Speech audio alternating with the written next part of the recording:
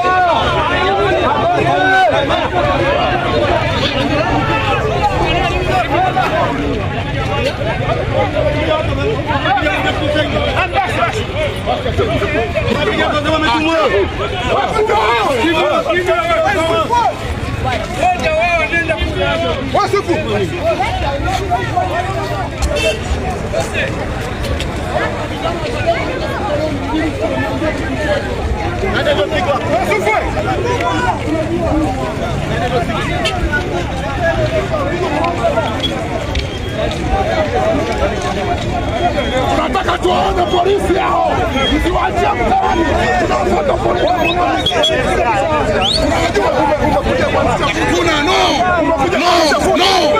Tuakuta polisi hao. Tuakuta polisi. Tuakuta polisi. Bila tuakuta polisi. Atuakuta polisi. Tuakuta polisi. Atuakuta polisi wametia fujo. Kwa sababu msiseme mambo ya siasa. Wanasababisha wakuta polisi. Talinde kuja. Sisi tunakuja polisi. Ndio, watulize vijana wao. Watulize vijana wao. Wasije wakuta polisi. Kwa sababu msiseme kwamba mambo ya siasa. Sisi tunakuja polisi wa Chadema. Tuondoke tuache watu hapo. Kaka, pale mimi sielewi mimi kama sisi ndio watekaji. Kamanda, nini? Sisi tunashasema nini kuta polisi. Wasamaria watu.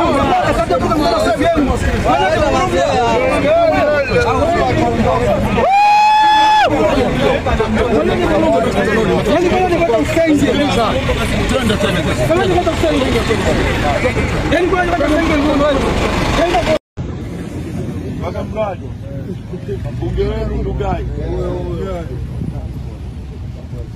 Sasa niseme na nyie mambo mawili. Tunashukuru tumesimama hapa, tunapita kwenda Mlali. Tuko na msafara wetu wa ziara, mmeisikia. Inaitwaje? No reforms. Maana yake nini? Bila mabadiliko hakuna uchaguzi. Sawa sawa? Tuko na mwenyekiti wetu wa vijana, Wakili Deogrates Maidira, ni mgogo mwenzenu. Anatoka jimbo la Mpwapwa. Tuko na Mheshimiwa Rose Maemba. yeye anatoka Njombe na tuko na Bwana Leonard anatoka makao makuu ya chama. Nyie mnaelewa kwamba tuko kwenye nchi nzuri na tajiri. Mnalielewa hilo kwanza? Mnaelewa kwamba ni nchi pekee duniani ambayo ina Tanzanite, haipatikani kwingine, ni hapa. Mnaelewa hivyo? Mnaelewa kwamba hii ni nchi ya 3 kwa kuwa na dhahabu nyingi. Mnajua hivyo? Mnaelewa kwamba hii nchi ndio inatoa madini yanaitwa nickel na cobalt yanayotumika kutengeneza ndege na betri za simu. Mnajua hivyo? Mnajua kwamba nchi hii ina mlima mrefu kuliko yote Afrika, mlima Kilimanjaro wa 2 duniani. Mnajua hivyo? Mnajua kwamba tuna mbuga kubwa za wanyama kuliko zote kwenye dunia hii. Mnajua hivyo? Mnajua kama tuna ardhi kubwa sana. Ukichukua nchi ya Kenya, Uganda, Rwanda na Burundi, ukiziunganisha bado hazitufikii.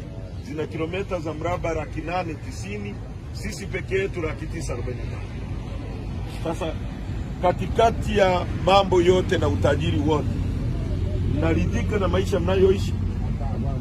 Umaskini mlionao nyie vijana ni umaskini wa kutengenezwa na viongozi wa hovyo walioko madarakani.